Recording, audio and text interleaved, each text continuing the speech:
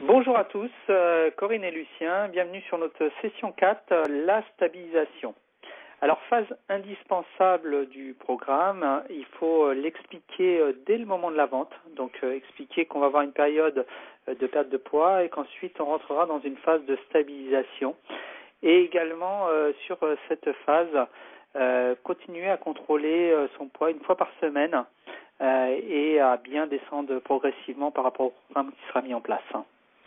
Alors, quand commence cette stabilisation? Alors, elle commence quand l'objectif du client est atteint. Ou alors, si le client a besoin de faire une pause, il a un sentiment de lassitude, ou alors il part en vacances, il a divers soucis. Donc, vous pouvez faire une phase de stabilisation avant de reprendre la perte de poids ensuite s'il le souhaite. Dans tous les cas, c'est toujours le souhait du client qui importe. Alors, à valider dans cette phase de stabilisation, éviter que la personne soit tout le temps accrochée à sa balance. Donc le poids de l'organisme varie énormément en l'espace d'une journée. Donc ne pas focaliser sur la balance et se peser une fois par semaine. Bien mettre en évidence les motivations profondes de la personne, montrer qu'il a déjà atteint cela et insister sur les bonnes habitudes reprises sur l'équilibre alimentaire, donc l'activité, l'eau, etc. et l'aider à conserver ces bonnes habitudes pour que le client devienne totalement autonome. Alors, comment va se passer ce démarrage de la stabilisation? Alors, vous allez réintroduire progressivement 2 repas normaux sur une journée.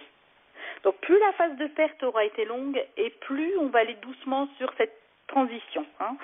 Donc, si vous mettez, par exemple, la personne va mettre 4 mois à perdre son poids, vous aurez 4 mois de stabilisation derrière. La phase de perte est identique à la phase de stabilisation et vice-versa. Si la personne met 3 mois à atteindre son objectif, il y aura 3 mois de stabilisation derrière. Alors, vous avez à l'écran un exemple sur cette phase de stabilisation où progressivement, donc on va réduire le programme pour ramener la personne sur son alimentation traditionnelle. Donc la première semaine, la personne continue son programme, sauf qu'elle change une journée dans la semaine. Elle ne le prend que lors du petit déjeuner et surtout lors du suivi hebdomadaire, voir que le poids et les centimètres n'ont pas bougé. Et ensuite, progressivement, donc on va continuer à réduire jusqu'à ce que la personne puisse arriver à une alimentation traditionnelle. Alors, pendant cette phase de stabilisation, vous allez augmenter la consommation des fruits et des légumes de votre consommateur. Vous allez toujours vérifier l'équilibre des repas et régulièrement, vous demanderez comment était composé le dernier repas qu'il a pris. Donc, il faut qu'il comprenne qu'il doit intégrer une nouvelle hygiène de vie, et ça, c'est ce que vous avez travaillé durant toute la perte de son poids. Et vous allez contrôler son poids, ses mesures, toutes les semaines, comme en phase de perte. Alors, les cas de figure qu'on peut rencontrer lors du suivi, si le poids ou les mesures remontent au début, donc aller plus lentement, voire rajouter des jours en perte de poids, rien n'empêche de refaire une semaine en perte de poids ou 5 jours en perte de poids, 2 jours en stabilisation. Vraiment prendre votre temps sur cette phase-là.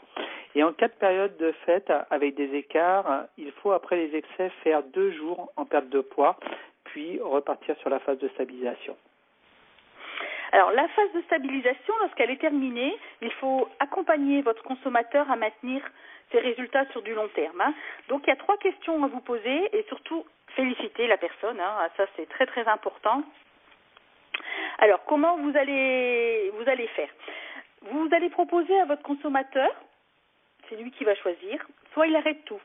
Mais alors, il s'engage à respecter 365 jours par an les préconisations du plan nutrition nationale santé, c'est-à-dire l'hydratation, l'activité physique et l'équilibre alimentaire. Et on sait très bien que c'est pas simple. Ou alors, il va garder un programme pour gérer les excès. Comme ça, s'il y a des week-ends festifs ou des périodes de vacances festives, il pourra se remettre en contrôle de poids les jours qui suivent et après repartir sur la stabilisation.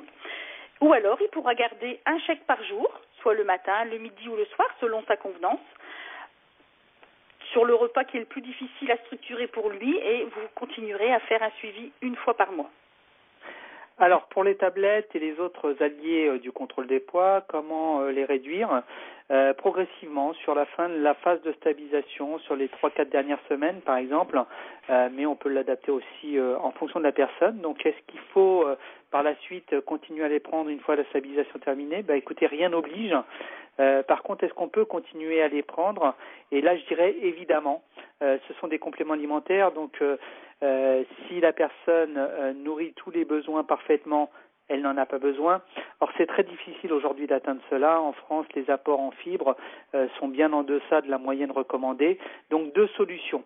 Soit la personne se met à manger des aliments contenant des fibres, par exemple, soit elle complète avec des fibres. Et il en va de même pour tous les autres compléments qu'on a pu intégrer dans le programme.